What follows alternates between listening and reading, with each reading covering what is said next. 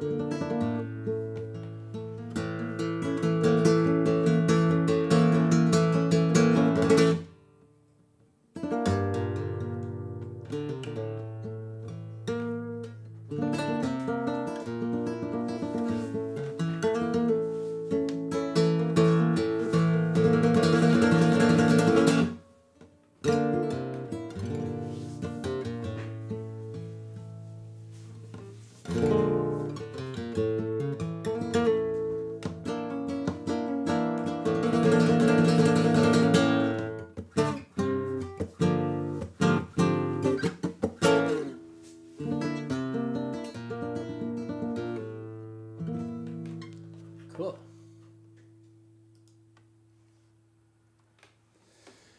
Hey, thanks for showing up.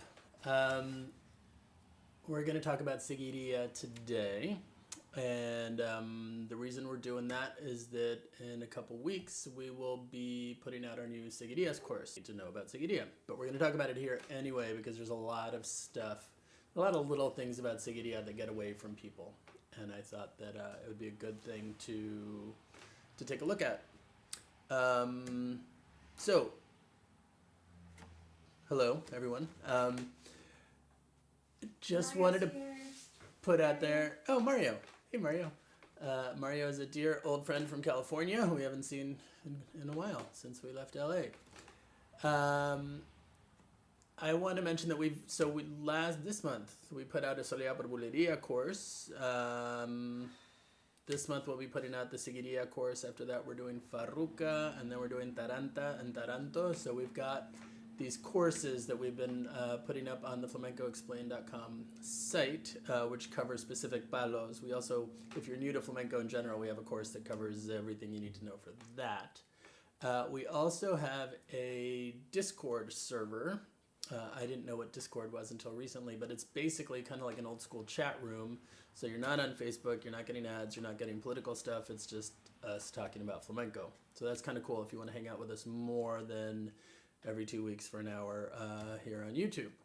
So, Thomas says Seguirillas is his favorite. Good.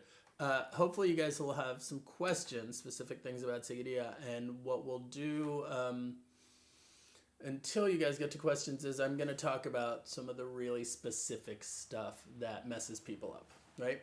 So the biggest thing, probably the first thing we want to talk about with Seguirilla is the 5 and so before we do that, we should probably talk about how we count Seguirillas a little bit. Also, hello Johnny from Copenhagen. That is awesome. Yeah, tell us where you guys are from. It's fun for us just to know that people from all over the world are here, and probably for you guys too, you know, that we're kind of putting together this nice little community of people all over the world who love flamenco. Okay, so Seguirilla. The frustrating thing about Seguirilla is the way we count it. It doesn't make a whole lot of sense, but none of the ways of counting Seguirilla make a whole lot of sense. So no matter what you do, you're going to do a compromise. So the one that we go with is the one that everyone in Spain, everyone who does flamenco, uses to count Seguirilla, and it's not really super useful. It's a little weird, right? So normally, if we're doing it like Soleá, we're doing 1, 2, 3, 4, 5, 6, 7, 8, 9, right? Each beat, each pulse is getting a number, which makes sense. That's how we count music. In Seguirilla, we only count the accents, and that's a little weird. So we start 1 and 2 and 3 and 4 and 5, right? So it sounds like we're subdividing the accents, but that 1 and 2 and 3 and 4 and 5, we're really just naming all the beats, and it makes counting subdivision really tricky. If you watch my subdivision video, you'll know that to be able to do to count subdivisions, and it's hard to do that in Seguirilla. So that's the one thing that's tricky, right? Is that instead of doing, some people say, oh, why don't you count 7, 8, 9, 10, 11, 12, 1, 2, 3, 4, 5, 6.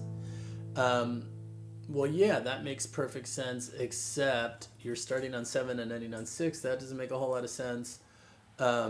And also, again, no one counts that way in Spain. So if you try to talk to someone about about what you're doing, you know, in Seguirilla, oh, that comes in on beat 4, they're not going to know what you're talking about. So we use this, you know, this is the compromise we choose, right? So that's thing 1. That's really confusing. The other thing is that when we start on 1, right? 1, so, you know, 1, 2, 3, and 4, and 5, and 1. It's the and between the 5 and the 1, right? So you have 5 and everywhere. It messes people up. Part of it is because we start on 1, right? So if you think about starting and 1 and 2 and 3, well, that, you know, that'll help. The other thing is when you get to 4 and 5 and 1, always thinking about that, right? So it's really, and again, this happens a lot in all of flamenco where we learn one compás at a time. And then when we start to put them together, we don't always practice the most efficient way of getting from one compás to the next. And that in Seguirilla is particularly important because of this beat, right? That gives everyone so much trouble. So the first thing I would really recommend if you're trying to get your Seguirilla in shape is do this and 1 and 2 and 3 and 4 and 5 and 1 and 2 and 3 and 4, 5, right? So that's one way, one kind of place that we have to do it. The other is with the llamadas, 1, 2, 3, 4, 5, and 1, 2, 3, 4, 5, right? So that's another place where people leave it out all the time. And one of the problems here is that sometimes we play the and sometimes we don't, right? So sometimes you're doing 1, 2, 3, 4, 5, and 1, 2, 3, 4, 5. But sometimes you're doing 1, 2, 3, 4, 5, and 1, and 2, and 3, and 4, and 5, and 1, 2, 3, 4, 5. So it's one of those things where just knowing about it, just putting your attention there and saying like, I have to make sure I don't miss this beat is half the battle, right? So as long as you're thinking, okay, when I get to the end of my llamada, 2, 3, 4, 5, and 1. See, I kind of sang what I would have played. 4, 5, and 1, and 2, and 3, and 4, and 5, and 1. Right? I'm just gonna keep saying it. Like it's one beat, right? But it's not. It's only a beat in normal counting, right? If we were counting it like a soleá, where every beat got a name, that would be one full beat. But because of the weird way that we count Seguirilla, 1 and 2 and 3 and 4 and 5 and 1, it's easy to get lost, right? Hold on one sec. Before I continue, let's see. All right, we got Hello Canada. A lot of Americans kind of thinking, ain't Canada great right now? We're waving to you, Canada. Yes, hello Canada. Waving to the north. How the tables have turned, Canada, on us. All right, and Temecula. All right, that's our old stomping grounds. Okay, so in the dance, very often the dancers will do a thing that really accents this beat, right? This 5 and 1. And one of the places you hear that a lot is in the super traditional escobilla falseta, right? Where you're doing 1, 2, 3, 4, 5, and 1, 2, right? And so the dancers will really hit that and hard. They'll do taka, taka, taka, taka, taka, taka. And, you know, and the dancers will be doing whatever.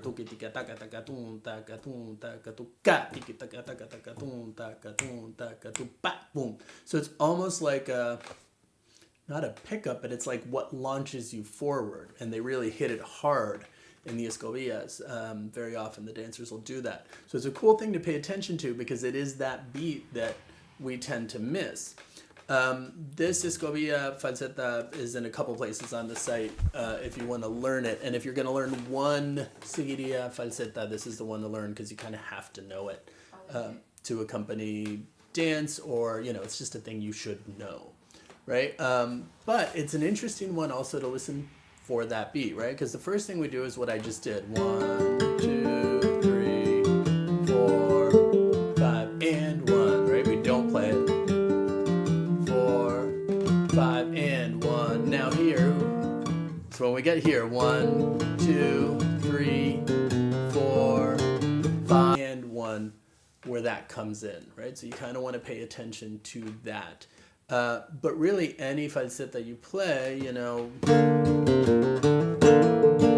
4, 5, and 4, 5, 5, and 5, right? But what I just did probably sounded a little rushed because very often the llamada, there's this huge pause before we do, and then we're back in, right? So I want to talk a little bit about that moment because it confuses people, and because it's very distinctive, right? Obviously it doesn't happen anywhere else, certainly not like this.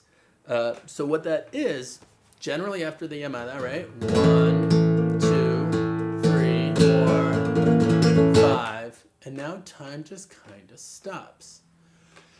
And then you come in with this, some sort of big B flat, but time still hasn't really started. Right? When you resolve to the A, 4, 5, that's when time comes back in a seguirilla, right? So we're doing 1, 2, 3, 4, 5. You're still 4, 5, and 1, 2, 3. Now, if you were playing for a singer, you would actually just wait, right?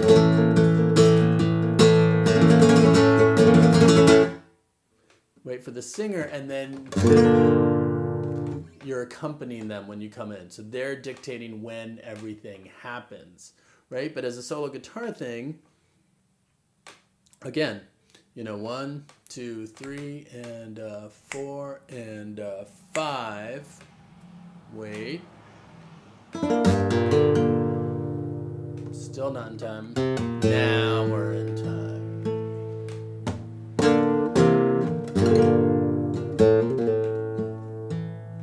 Right?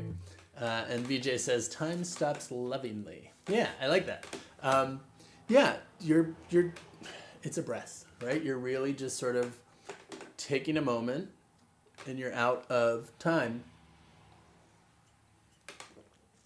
And it's a really, you know, it's a very singular thing that only happens in Seguirilla. But the other thing that happens in Seguirilla is a thing that happens in Seguirilla, in Soleá, and in Tientos. Are the ones where you really, where time becomes what I call plastic. In other words, it's elastic. So you're always in compás, right? Except for during this little moment of the Seguirilla. But in the Tientos and the Soleá, you're in compás, but it's not like there's a metronome, right? You don't have to play, you know. And so this brings up the question, so should you play as if there's a metronome always? Should you practice with a metronome if we're not always playing metronomic time? And my answer to this is you should always learn everything in Tientos, Soleá, and Seguirilla as if there were a metronome. You learn it that way, right? But then when you play it, you can bring something sort of different to what you're doing. And let's take a really simple, traditional, basic Seguirilla phrase, which is this.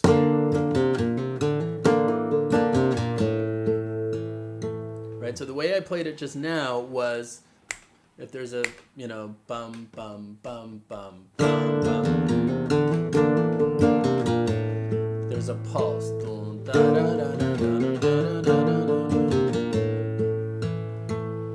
Right, very straight. Taka taka tuka taka taka taka taka tum bim bum.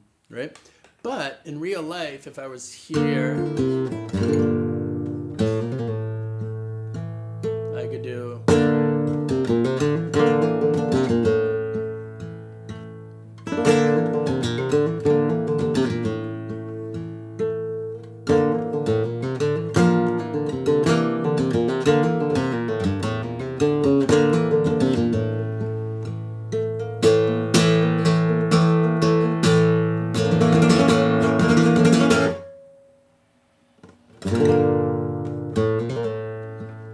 So the beats, some beats are longer than others, right? I think of it as there's times when you're kind of gaining momentum and it feels like you're going downhill, right?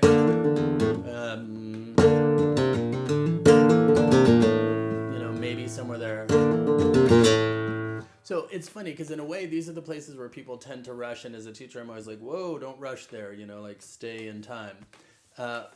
In Seguirilla, you're kind of allowed to do that a little bit. Rush the parts that feel like they want to go a little faster and slow down the parts that feel like they want to go a little slower. And there's really no rule. People have asked like, okay, how do I decide which parts I play what way? And there's really no answer, just to take a different, let's go back to the, this falseta. Right? If I'm going to play that for dance, I'm going to play it like this.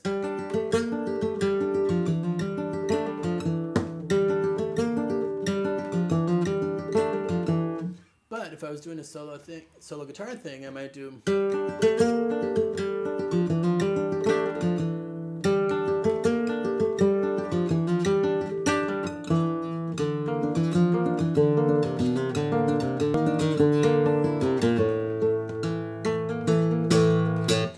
It's just a little more expressive, and I'm not worried about playing to a metronome, right? And that's really, it's one of the great things about Seguirilla, but it's also one of the things where you can take it too far, right? If your compás isn't solid, you can, this is not permission to play whatever you want, any way you want, and not worry about compás. This is permission to make one beat shorter than another, right? To sort of play with the time. So it's tricky, but I think, as always, the more you listen to Seguirilla, the more it starts to make sense. You'll start to sort of feel what we're talking about. Okay, so Jason is asking a question. So we're going to change the subject a little bit because this is a great question. Do I have any advice for a classical player who's used to reading a score and is starting flamenco? Yeah, so really my advice is, this is a great way to learn to get away from a score. When we started Flamenco Explained, I had this idea that I wasn't going to provide any notation or any tabs because that's not how you learn flamenco. I was like, just not going to do it. But it turns out that everyone wants the tabs. So I sort of buckled and was like, all right, we'll provide the tabs, but I still encourage everyone to use the tabs to figure out where your fingers go, right? Learn it basically by ear, but the thing is, most people don't have years and years of experience transcribing learning by ear, so just because you hear something or even see me do it, you might not know exactly where the fingers go. But in a flamenco lesson, I would show you, put your fingers here, and I would show you exactly what to do. And really, in the lessons, at least in our lessons on Flamenco Explained, right? So really, there's part of me that's like, you should not need the notation. But the notation's there, so if you use it, what I would say is like, use it and say, okay, it's this chord, and then it's this chord, and then it's this chord, right? And then it's this chord, and then it's this chord, and then it's, figure out what you're doing, where the fingers go, and then memorize from there, right? Because this classical thing where, you have to have sheet music in front of you in order to play,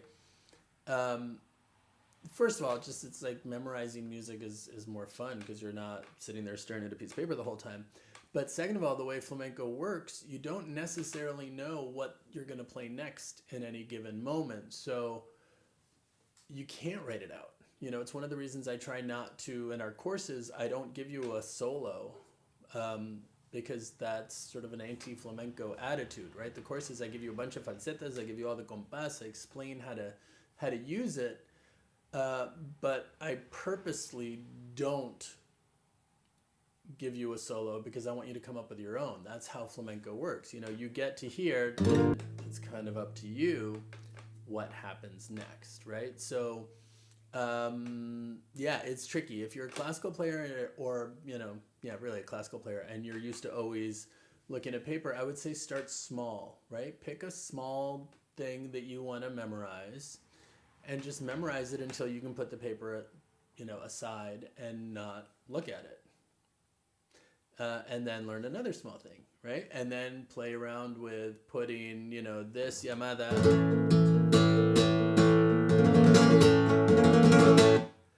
next to maybe this, right? Or get used to putting regular compás next to your falseta. As to take away from this, if you're learning seguirilla, is that 5 and 1, right? Because that's where everyone tends to mess up. And once you really feel the seguirilla, there's something about it. Like people, once they get seguirilla, they sort of always come back and they're like, I'm obsessed with seguirilla. It's my favorite thing. It's a really cool compás. It's a little different. And I think that's why people dig it so much. All right. So that's about that. You're allowed to, so VJ, yes, you are allowed to push and pull the compás. And yes, Jason, like a silencio. Yeah, that's very much like a silencio is one of those other places in flamenco where you're in compás, you are in time, but no one wants it to be like there's a metronome. So, yeah. All right, Bruce. Hey, Bruce. Okay, in some of the older seguirillas, does tempo for passages also vary a bit as well as being elastic, especially when the singer... yeah, the tempo will definitely vary. Again, it's sort of a bigger picture version of this elastic time within one compás is the tempo varying. However, in flamenco in general, things tend to go to build, right? Not quite as much when it's just a guitar and a singer. But if you think about it, you're rarely hitting a tempo and then going back to place more slowly, unless it's like a dramatic boom and then back to a very slow thing. So yeah, chances are with the singer, it's not going to vary wildly. But yeah, there's definitely some variety, right? Okay, and then Zachary's asking about the macho. Is it like okay, he's saying, is it in the style of bulería? That's a great question. So there's really two different machos for a seguirilla. The one that's sung is called cabales. And that's actually when we go, right?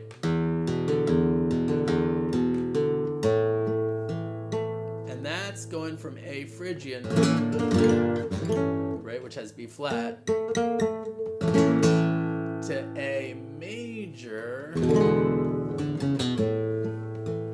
which has B natural, right? So this is, actually, these are parallel modes, right? When we talk about modes, very often we're talking about relative modes, right? Like the fifth mode of C major is G mixolydian. In this case, we're talking about parallel modes because the root is the same, right? But we're in a different mode. So instead of A Phrygian, we go to A major with E7 as the dominant. So that's cabales, and that's a thing that's generally sung, sometimes done in solo guitar. What I think Zachary's getting at is that the bulería speeds up, in the dance especially.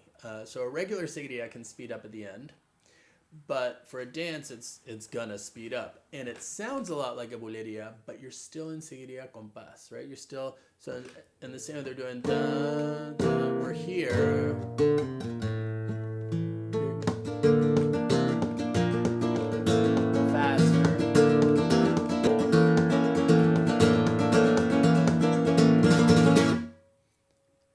And then if that were a little build and a dance thing, you might come back to,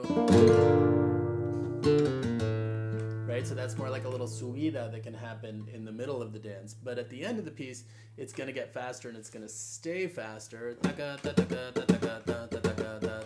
right? So if you study with me and we get to bulería, we'll know that one of the foundational things, as far as I'm concerned, for bulería is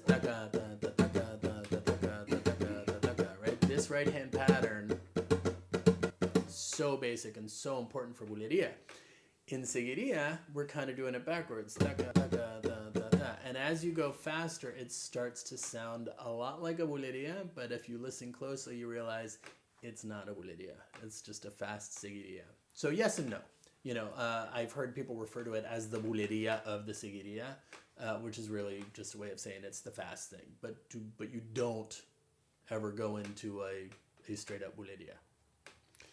All right, so VJ is saying, if learning by ear, what are some foundational skills? Wow, that's a deep question.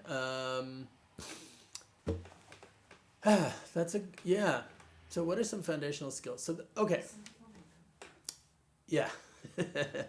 Tara is reminding me what I always say a lot, which is listen a lot, right? So the first thing is listening,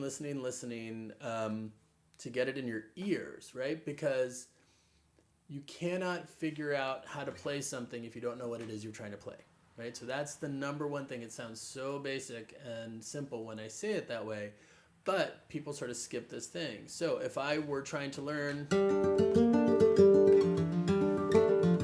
that by ear, and then I sort of turn off the recording and I pick up my guitar and I'm like, how did it go again?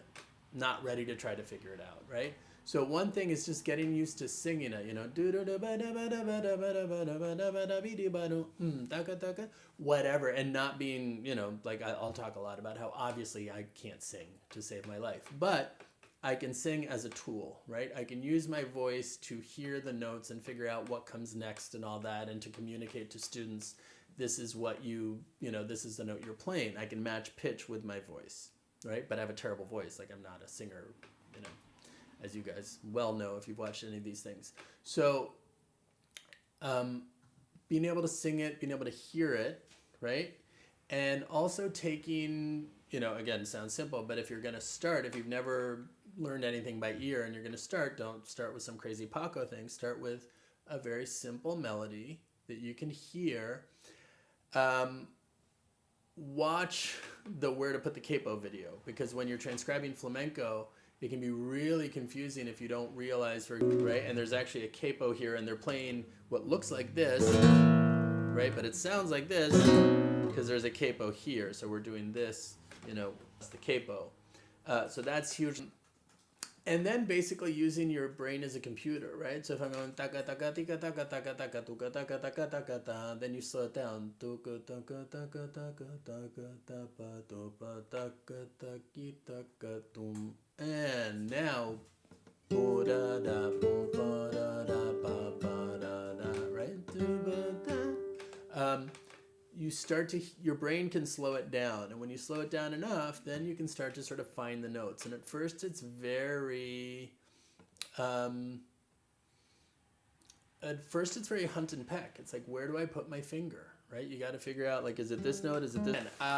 And another thing you can do is take melodies you already really know from pop music, from classical music, anything that, you know, isn't brand new to you. So what you're really training is finding the notes on the guitar, because that's the next thing you have to do, is find the notes.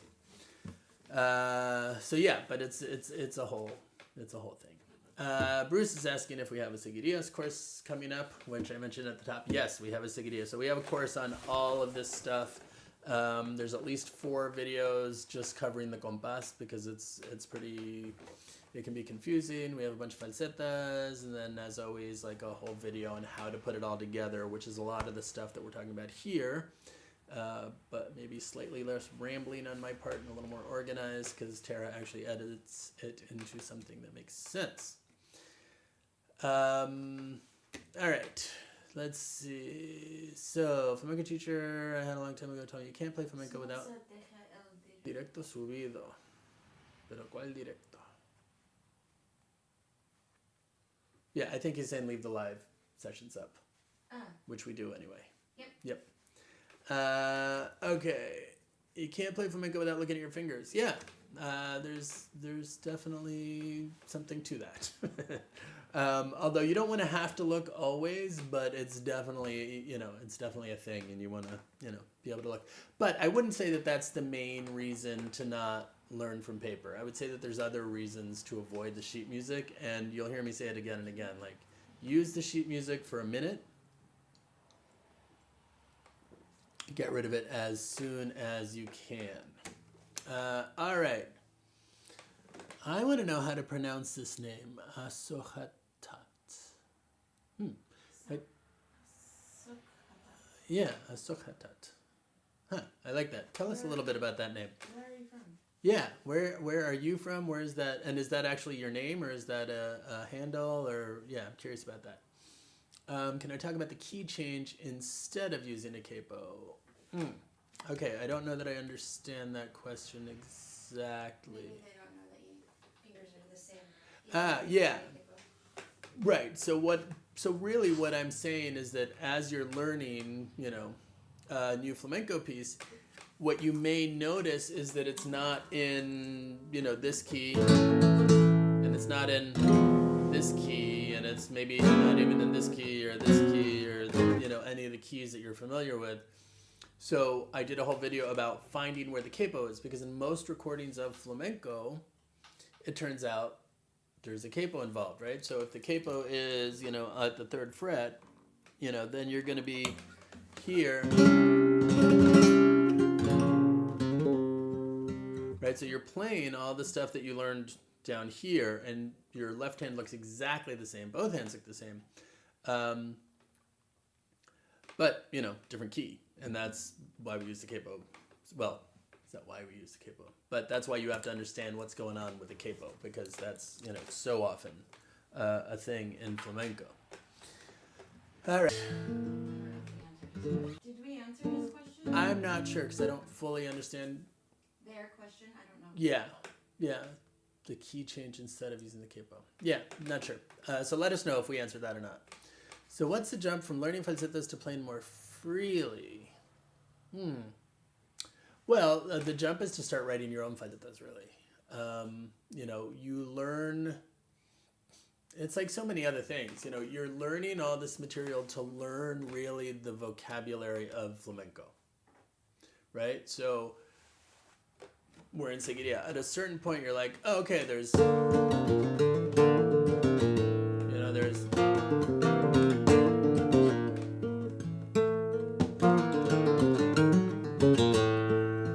you learn all these variations of that, and then you learn longer ones.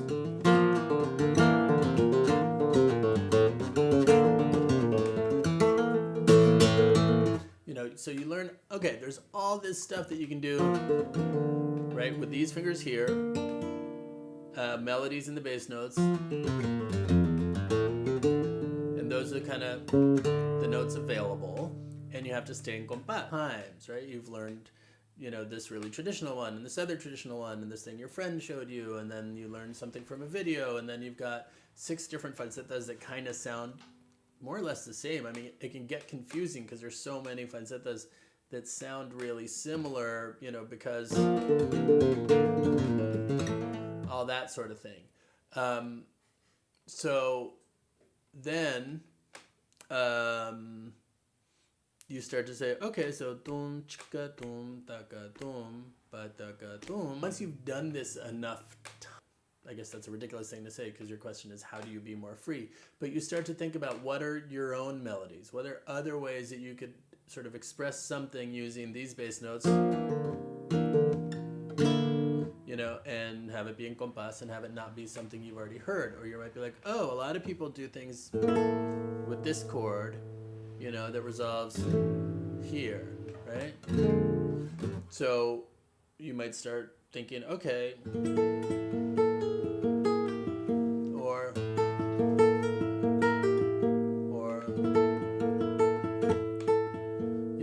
there's so many different things you could be doing, literally just within this chord or within this chord.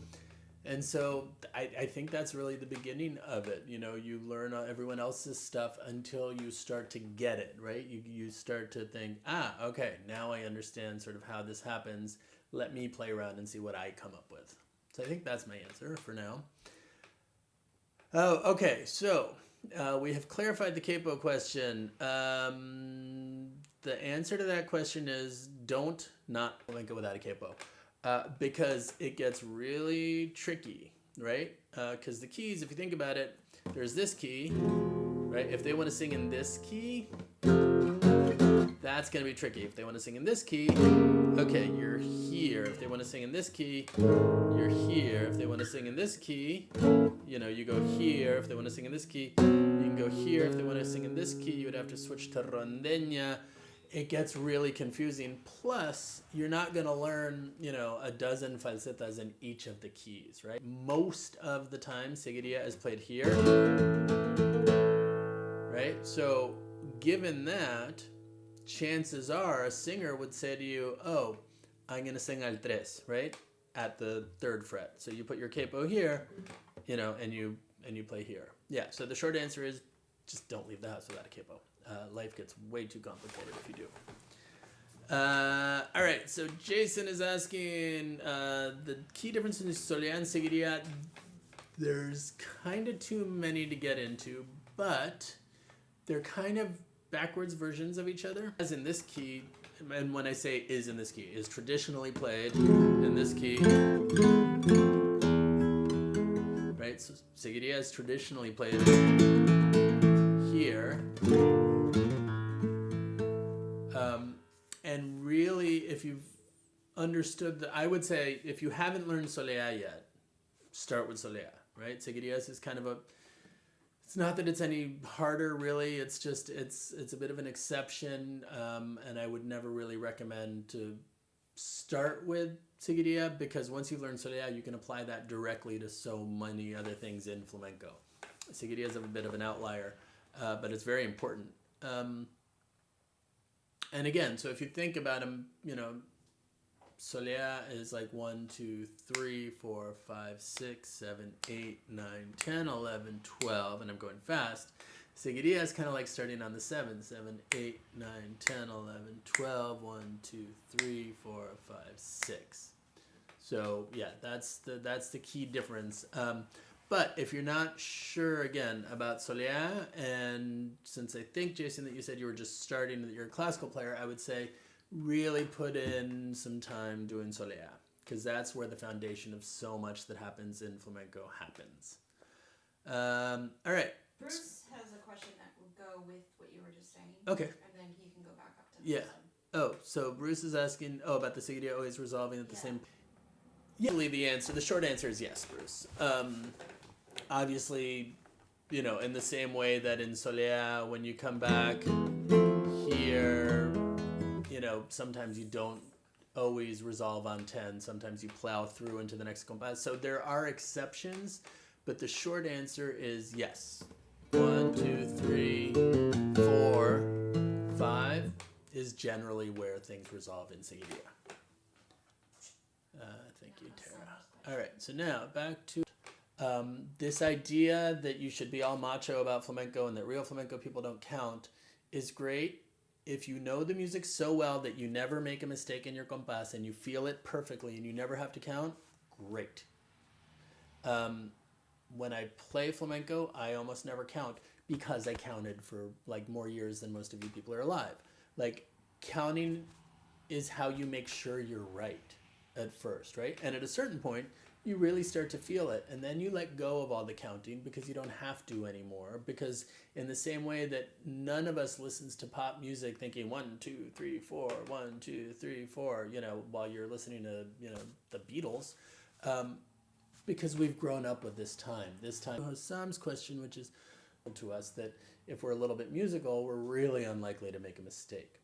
So with flamenco, you just have to listen to it enough, and Seguirillas is a weird one. So one thing that I recommend, because like actually playing and counting at the same time can be really tricky. Like, that's a skill that you got to work at, and that not everyone gets to. You know, I teach so much that I'm pretty good at counting while I'm playing. But if you're having a really hard time, but I should say, even I run into things that are weird, and it's like just really hard to. Yes, I do. Yeah, Tara, we were joking the other day about like using some of these outtakes where I'm trying to count something while I'm playing, and then it just takes me like 100 tries. It actually is a pain in the ass. So if you can't count it and play it at the same time, one thing you might do, again, you should be able to sing anything you're playing. So if we're doing, just to take something really simple, at first you just want to go da da ba da ba da ba da ba da ba da ba dum, and find da da ba da ba da ba da ba da ba di ka dum. And da da di ku ka da ka da ka da ka da ka dum, and then hopefully at some point 1 and 2 3 4 5, right? So maybe you can't count it and play it at the same time. Maybe you can't account for everything, with words, but you know exactly where all the beats are and need to go. Because if you don't have that, it's going to be really, really hard to make sure you're right. Right? And then you become one of these people that's like, oh, I play flamenco, and it really sounds like flamenco, but the compás isn't there, right? And if the compás isn't there, it's not flamenco. That's really like one of the few bottom lines about flamenco. Like it has to be in compás. That's kind of what defines it as flamenco. So, Hossam, sorry I didn't give you a better answer and allow you to stop counting, but that's just how it is. All right. Asohatat. Oh, I did pronounce it correctly. Yay. Got it. Kurdish. Interesting. I clearly don't know a lot of Kurdish names, but maybe I know one now. Awesome. Well, good to meet you, and you picked a good country to hang out in. All right. So, Yassi or Jassi, question about Sabua. When we do an upstroke and use the E string as an anchor for index, it mutes that string and that doesn't sound. Okay. I like this question. So basically what he's saying is if I'm doing this, right, because I always have a finger or some fingers. I always have a finger or some fingers on the first string, right? I come back here all the time and it sort of tells my hand exactly where it is. So what Jesse's pointing out is that if it's here, I might not be able to hear that string. Not a problem. Most of the time, you're not hitting that string, right? And when people say, how many strings do I hit in El Sapua, I always say, you hit some strings. The faster you go, in fact, the smaller the movement gets and the fewer strings you hit. So generally, with El Sapua, you're hitting and you're rarely, if you really wanted to make sure that you were getting that E string in the chord that was important, to get that sound, then you would sort of make an exception and just move your hand that way. But generally, when we're going fast, we're going small, right? So we're not worried about it at all. It's rarely an issue, is the short answer. All right, so Hassam, recommend a way to learn theory alongside techniques. This is tricky because the thing about when people ask about like flamenco theory or guitar theory is that you can't really talk about any of that without talking about music theory. And in order to learn any of that, you have to sort of start at the beginning, go back, learn about tonal harmony, Western harmony, major scale harmony, basically. So what I would say is that in order to really understand the language that we use to talk about a lot of this stuff, you have to go back to the basics. But the other thing that you can learn that's really super helpful without feeling like you have to learn everything there is to know about harmony and theory, because that's a lot, is to understand the difference between the different kinds of chords. Now, it's a lot easier to understand the difference between, say, a dominant chord and a minor seventh chord if you understand the underlying theory. But if you just learn the difference between certain chords, and honestly, because I do know the theory, it's hard for me to think about how to think about that without the theory. But as you're learning chords, maybe sort of think about, okay, this is, a D major triad, this is a D major 7, this is a D dominant, this is a D minor 7, this is a D minor 7 flat 5, right? How do we talk about that without understanding what I've come up with goes back to, you kind of have to understand a major scale and how it works and how we manipulate that and how we harmonize the scale in order to get all these voicings. So someone needs to come up with this, because I really want it also, for teaching. I'm not quite sure how to learn the theory, but I would say if you're interested in theory, like if you're the kind of person who wants to know more, like go to the beginning, learn about the major scale, harmonizing the major scale, all the chords that live within the major scale, help people understand this thing. And all right. Majista, yeah. It's not a flamenco guitar, which doesn't have a golpeador. Does it hurt the guitar? Yeah, but whether that matters depends on you. So, you hit the guitar, you start making all these little dents. If you're never going to sell the guitar and you don't care, other way. Okay. Then, it probably isn't going to affect how the guitar sounds. I mean, if you've ever seen Willie Nelson's guitar that barely exists because of all the, that's with a pick. But basically that's what can happen, right? You can start to really eat away at the top of the guitar. Like this beautiful piece of black tape I have here is because this golpe is a 2-piece one, right? So it ends right here, and my thumb was, this guitar was pristine when I got it, even though it's 50 years old. My thumb kept digging in right here, right? To the point that I was like, until I get to Spain or one of my guitar maker friends who can put a little piece of golpe properly over that, I got to do something to protect my guitar. So that's just, this is a great guitar and I really don't want to destroy it. So yeah, it's not good for the guitar, but it doesn't actually matter. If you don't care, it doesn't matter.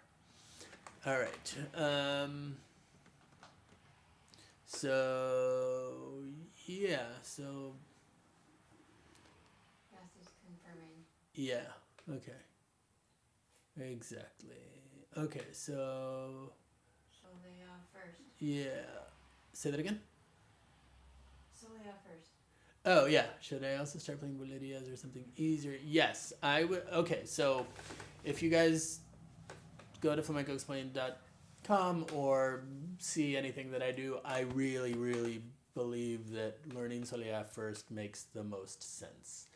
I used to insist that, my students wait years before getting into Bulería. I had this idea that you kind of had to earn it. I now feel like I get it. Some people it's going to make sense to, and you can start kind of early with Bulería.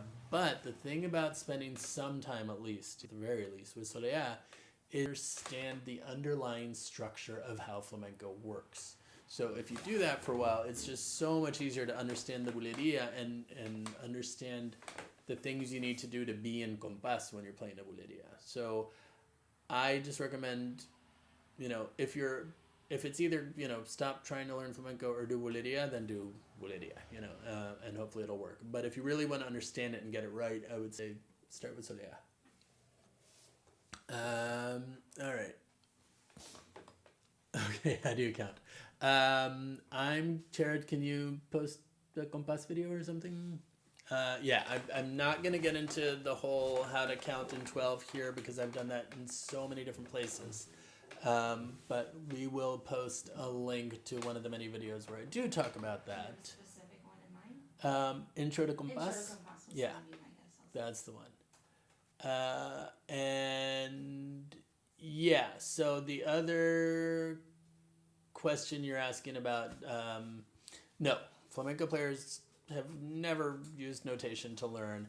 Tabs, yes, but really it's by ear. And really, most of the time it's like your teacher shows you stuff to play.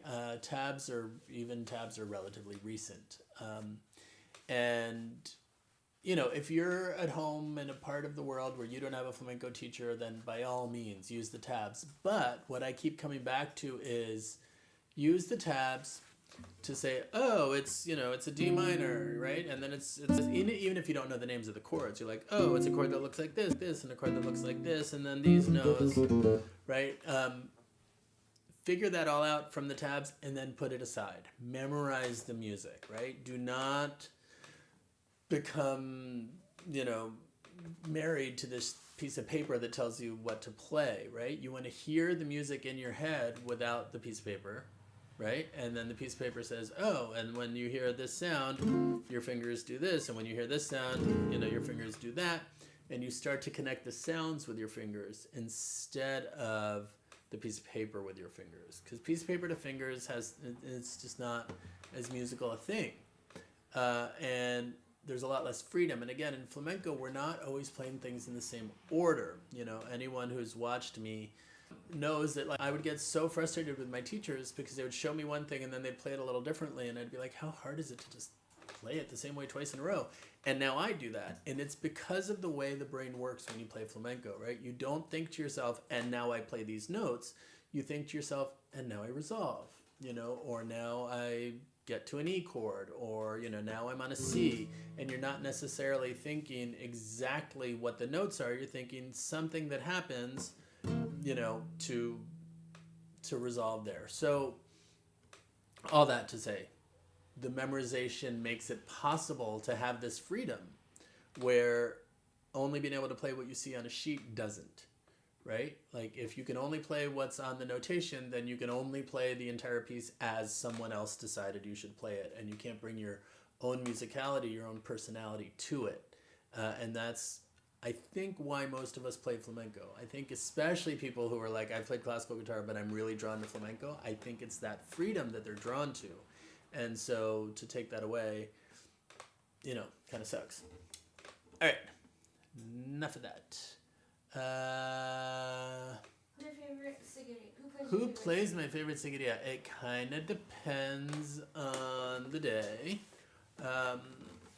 There's so many really good ones. Moraito absolutely is one of my favorite ones. There's a guitarist called El Bola, who has an absolutely amazing, really short one. He actually has two on his first record. And he's actually like a nephew of Sabicas, but he's really fantastic and kind of underrated. But his first record, Carmen, is outstanding. Let's see, a lot of singers. I mean, Seguirilla is really like this. The singing has a lot to do with all of that. Manolo Franco has a beautiful Seguirilla on a record that he has called Aljibe is the name of the record, and one of the falsetas is on the course coming up. I really do love that one, and Paco has some really fantastic ones. Oh, Pepe Habichuela has a really cool one on his second record. Yeah, that's like a really interesting, good one. There's tons. So yeah, I could not say which is my favorite one, but those are some of them. Okay. Everyone's just being really nice. What's that? Yeah, I think that's it for questions. Okay. Cool. Well, I guess. Yeah, Paco, of course. Lucia. Can we get an updated playlist for our modern flamenco playlist? Let's see. I didn't see that one. Just kidding.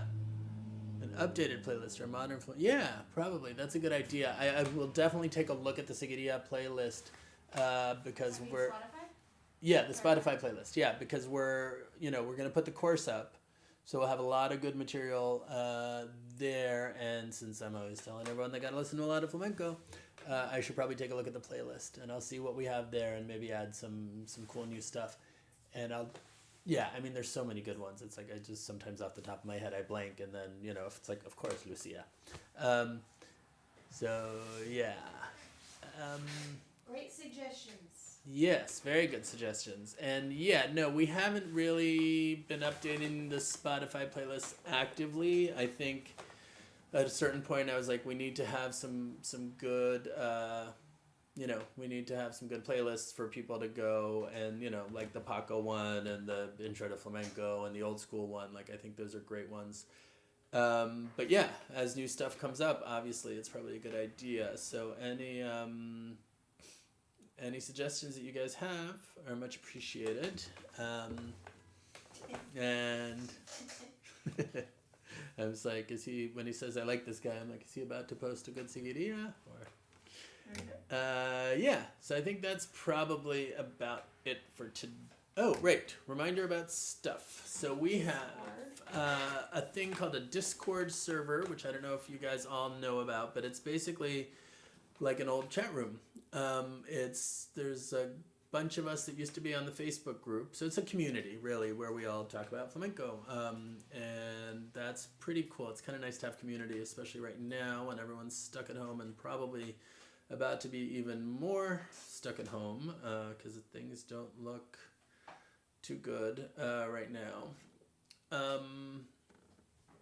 So then we have our courses, right? So La Bulería went up. Seguirilla is going up very soon. After that, we're doing Farruca, and then we're doing Taranta, and then by that point we will be in Spain. See what happens, because we are not going to wait around here forever.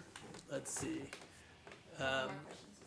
One more question. Let's see. Oh, speed. Yeah, speed in Seguirilla is rarely a thing. It's really, it's a very slow one, really. Only when you're playing for dance at the end when it speeds up. But yeah, generally, Seguirilla is really here.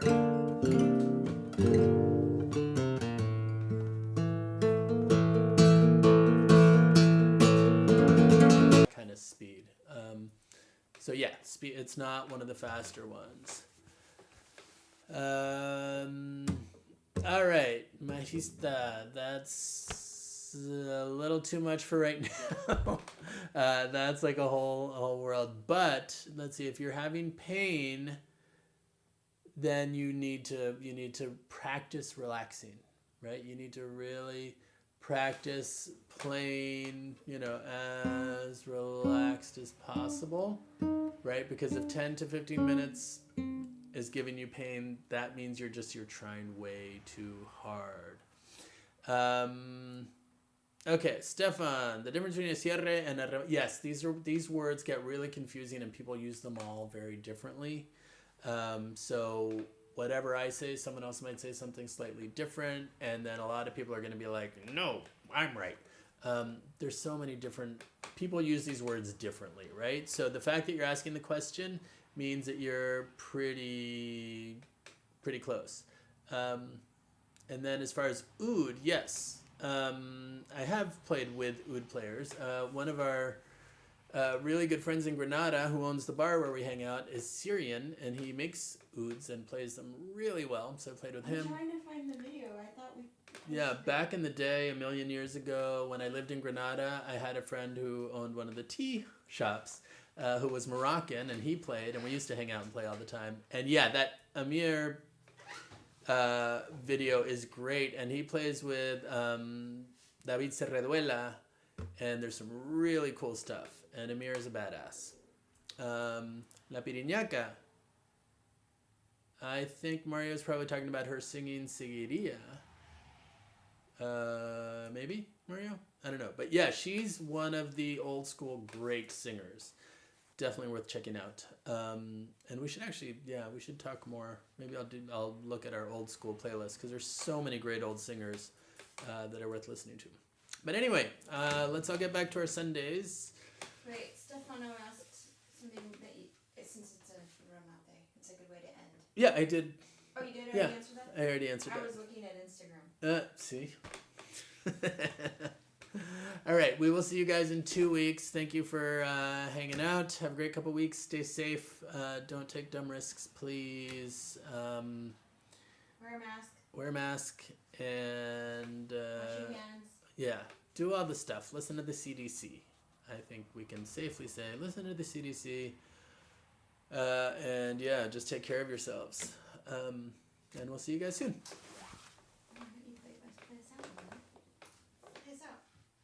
Huh? Oh, and shout out to Carmen de las Cuevas.